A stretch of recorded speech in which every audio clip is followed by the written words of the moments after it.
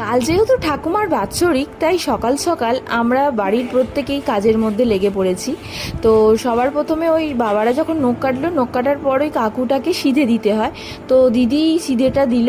তারপরে আমি স্নান টান করে গেছিলাম সবজির বাজার আর মুদিখানাটা একটু চেক করতে। সেখানে গিয়ে দেখলাম মোটামুটি মিস্টার ব্যাচেলার সব কিছুই ঠিকঠাক নিয়ে চলে এসেছে।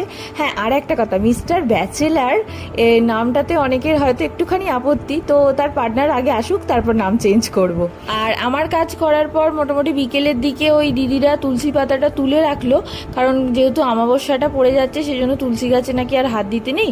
ওই জন্য বিকেলবেলা মাসিমণি আর দিদি দুজন মিলে তুলসী পাতা তুলে রাখলো, সাথে কিছু দুব্বও তুলে রেখেছিল। আর আমাদের বাড়ির সামনেটা ওই প্যান্ডেল করা হয়েছে, এই জন্য আমাদের ঠাকুমার কাজটা বাড়ির সামনেই হবে। আর বিকেলের দিকে আমার বোনেরাও চলে এসেছিলো, এসে ওরাও কাজে লেগে পড়েছে। আর কাকিমা আর দিদি রাত্রের খাবারটা দুজন মিলেই কমপ্লিট করলো। আজকের মতো টাটা।